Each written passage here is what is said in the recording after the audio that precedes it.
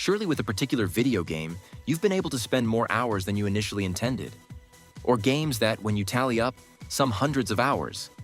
Video games can become highly addictive, and some companies even accuse developers of making them extremely addictive, which can harm players in a harmful way. Although these protests soon fall on deaf ears because it's like saying they make candies too sweet. Here are 10 cases of extreme addiction to video games.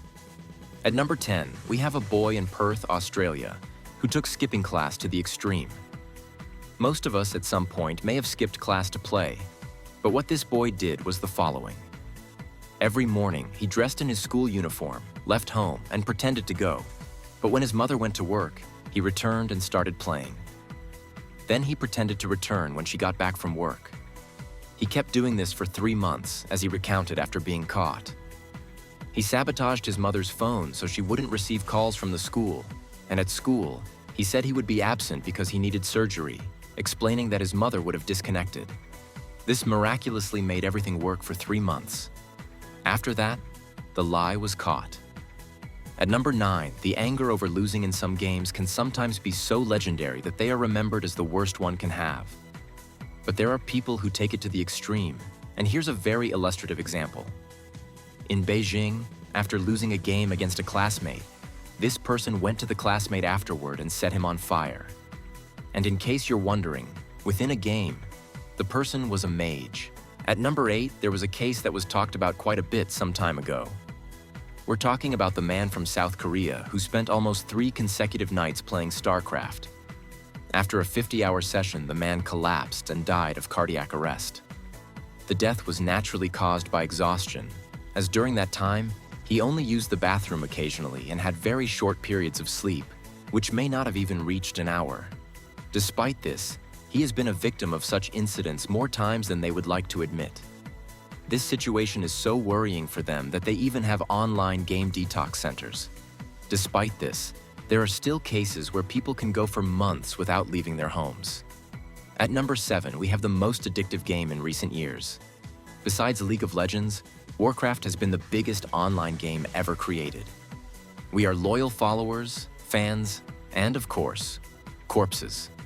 On December 27, 2004, for sure, even though it may seem unbelievable, he left a note saying that this life was insufficient and that he would join the game's heroes.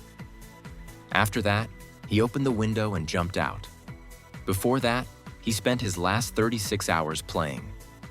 At number 6, we can see how the most extreme cases of people addicted to video games are not just children, but adults as well. A South Korean girl died from parental neglect as her parents spent more time caring for a virtual girl than for her. The game was Prius Online, to put it in context, a game similar to the one released under the name Second Life, where players have jobs and live their lives.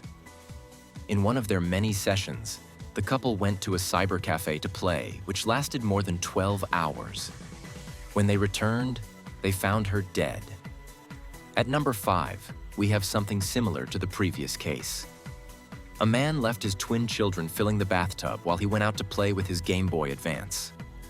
Gray Clay Mark faces up to 10 years in prison for involuntary manslaughter. At number 4, we have Chen Wei, who supported his friend Wang to death after he sold a virtual sword he had obtained in the game Lei in 2003. Wang told him he was sorry and that he would give him the money he had earned, but Chen Wei did not listen to reason. And when he lost his temper, he took advantage of when Wang was sleeping to stab him. China does not consider any law for crimes committed within games, but curiously, South Korea does have a section for online crimes. At number 3, we have a truly depressing case. In Vietnam, a 13-year-old boy killed and robbed an 81-year-old woman to be able to play. As he confessed in his statement, the boy put a rope around the woman's neck and strangled her. After that, he half-buried her in front of a vacant lot near his house. The money he could steal was $6.20. At number 2, there's a discussed and widely talked about topic. The mother of Sound Bully claims that her son committed suicide because of the obsession he had developed with the game EverQuest. Developers defended themselves by arguing that it's possible that a game could condition her son to commit suicide, But the mother corroborates and asserts it. Knowing that her son spent hours of the day with the game, she commented that she had strong theories to believe that the game was the reason, something she doesn't understand, but presumes that for her son, it would have had more importance than it should have. Sony Online said nothing more about the matter. Finally, at number 1, there's a case more akin to a horror movie than real life. An incident that on its own, without mixing it with the gaming world, is quite chilling just to think about the situation. Moreover, these are a few cases where a multiplayer online game is not involved. Daniel Patrick, 17 years old, killed his mother and critically injured his father after they refused to let him keep playing Halo 3. This boy, dissatisfied with the decision not to let him play more, entered his parents' room and told them, "You can close your eyes. I have a surprise for you." He then shot his mother in the head, and his father was also close to dying. And nothing more, folks. Subscribe. Give it a like if you enjoyed it, and see you later.